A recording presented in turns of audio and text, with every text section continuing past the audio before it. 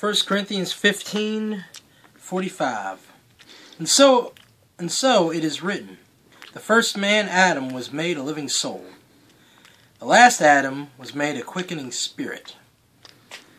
Hello, this is Matt Singleton, and welcome to Bible Smack. And he took it. Oh, well. Alright, so today we're going to be reacting to a video by Sponge Bishop. People might know him as Shelby Spong, but when he's with us, he'll take a sponge. And basically, I mean, to be honest with you, he was a vile heretic. I don't know if he's still alive, but if he is alive, there's a reason that he was arguing that hell doesn't exist, because he doesn't want to exist with it, and he will. He argues in this video that, that hell is something that was made up, and basically it's just the priest way of controlling things. And he is a priest, and he did control things, but anyhow, he was an Anglican, though. He wasn't a Roman Catholic. The first thing that I notice, especially when you have someone like Shelby Spong, is that he's barely New Age, maybe even completely atheistic. He does not hold any supernatural authority from the Bible, okay?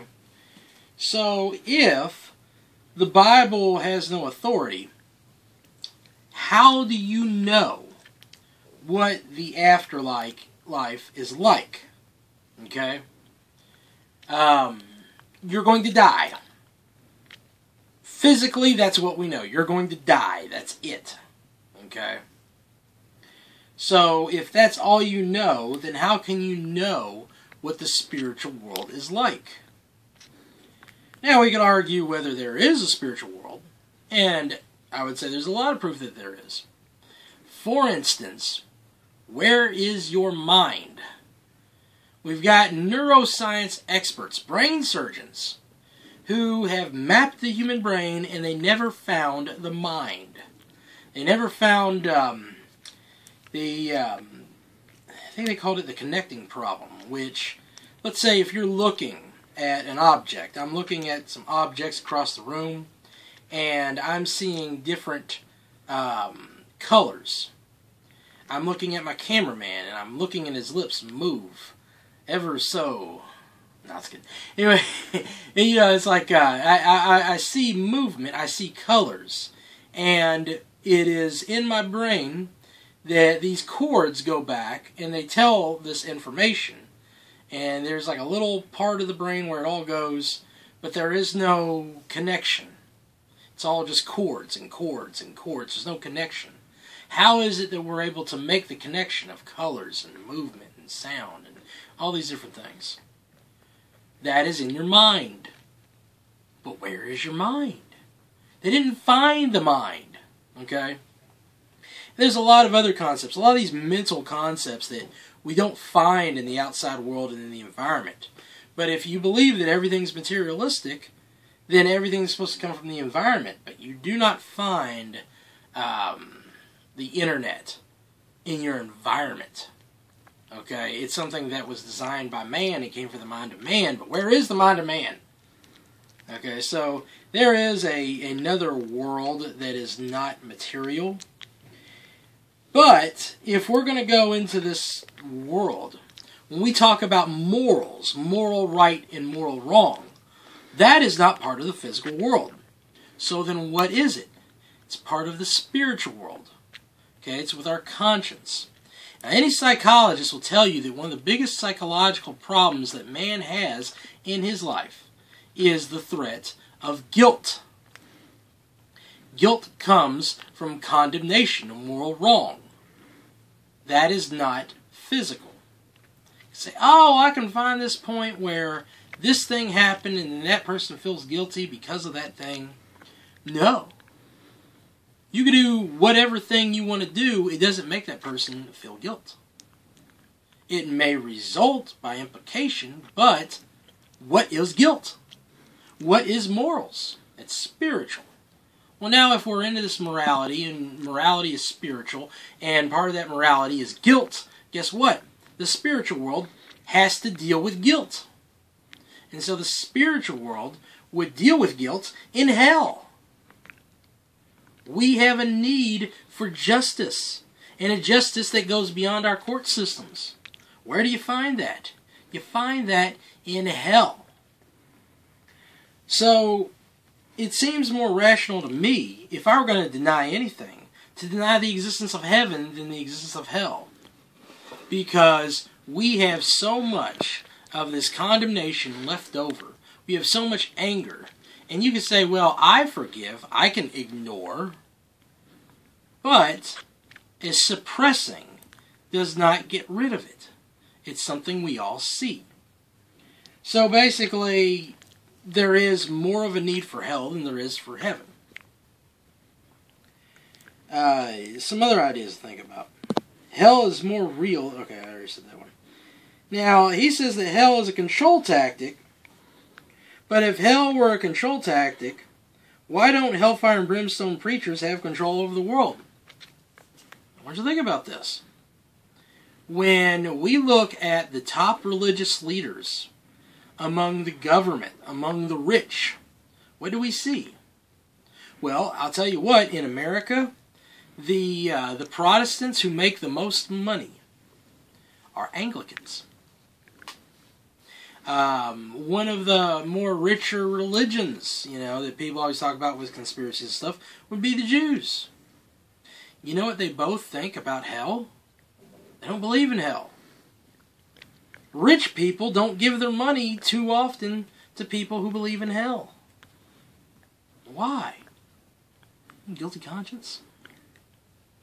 See, it's removing hell that gives you political power. So, what does that say about Sponge Bishop? Well, since big rich Sponge Bishop is telling people not to believe in hell, he's raking in the money. He's a pimp. Okay? That's why he wears his little collar. He doesn't believe that he has any supernatural authority and power. So then why does he wear it? For power. He's the manipulator. He wants to sit there and call names that he deserves. That's what they do. It's always trying to manipulate, trying to control. Isn't universalism then a control tactic? When you teach somebody universalism, and you teach them that they'll never have to go through hell, is that going to change their behavior?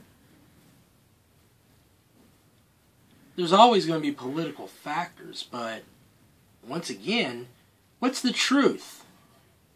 Can you disprove hell?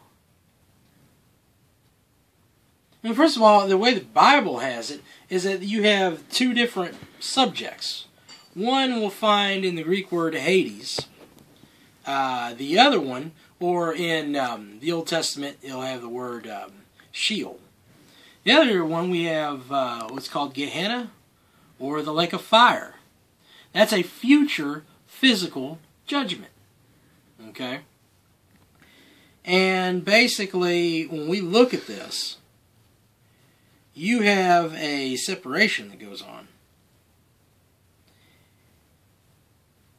Now, one thing I do want to kind of focus on is, like, Hades is a separation from God, but hell, or the lake of fire, is a punishment from God. Okay, that's why it's second. But also, it is a physical thing that happens.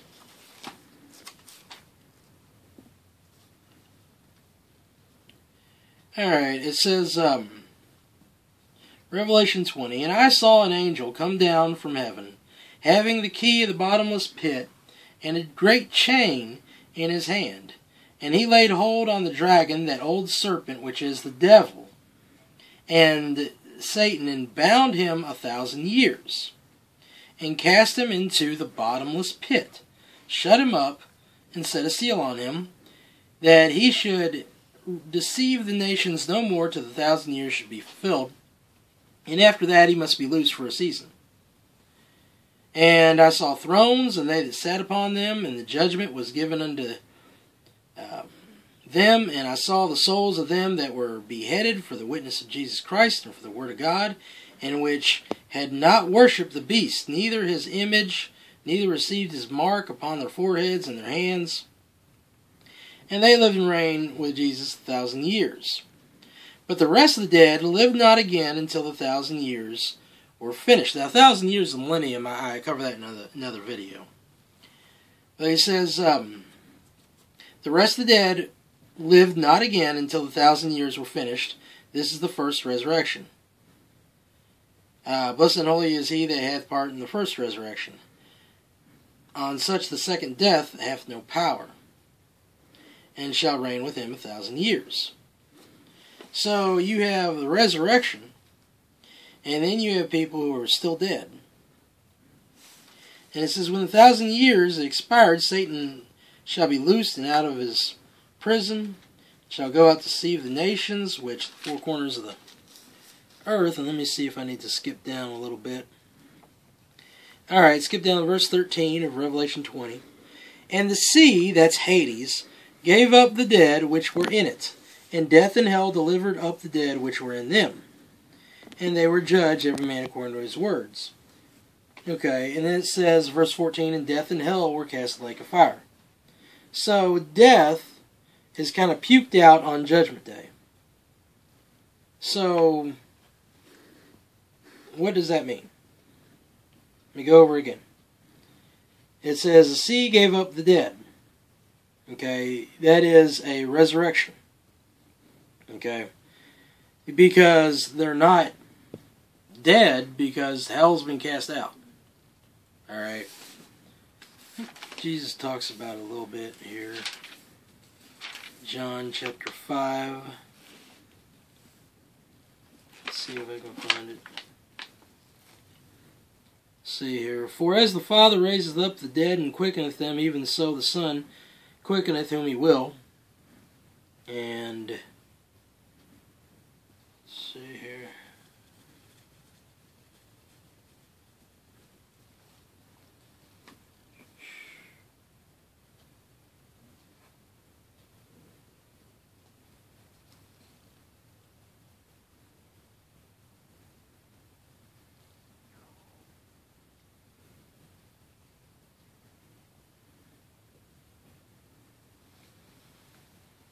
Sorry about this. For as the Father raiseth up the dead and quickeneth them, even so the Son quickeneth whom he will. And yeah, sometimes you gotta look and make sure you get the right verse. Okay, here we go. John 5:29. And shall come forth they that have done good unto the resurrection of life, and they that have done evil unto the resurrection of damnation. So you get resurrected unto damnation. Now this is a very important point because some people are going to argue that man was never biblically said to be immortal. Okay? And so if he's not immortal, then he's not going to suffer forever.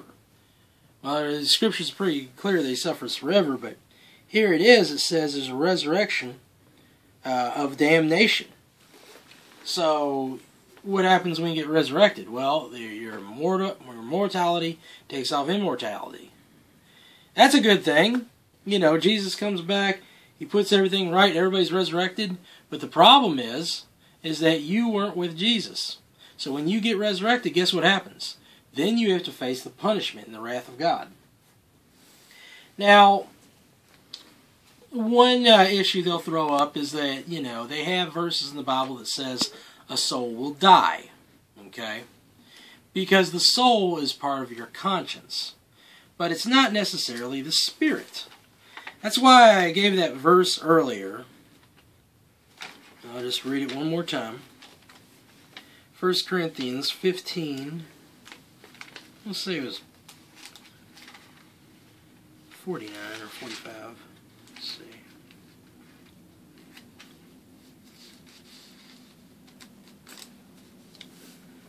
It says the first Adam was made a living soul. The last Adam was made a quickening spirit. He's a living spirit. Okay, Jesus never died. But Adam went through death. Okay, he had that soul. And the soul is not what he was originally given. The soul is that condemnation. The soul is the combination of your spirit with your body.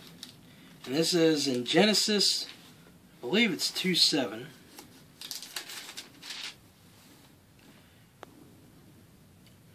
And it says, "And the Lord formed man of the dust of the ground, and breathed into his nostrils the breath of life, and man became a living soul."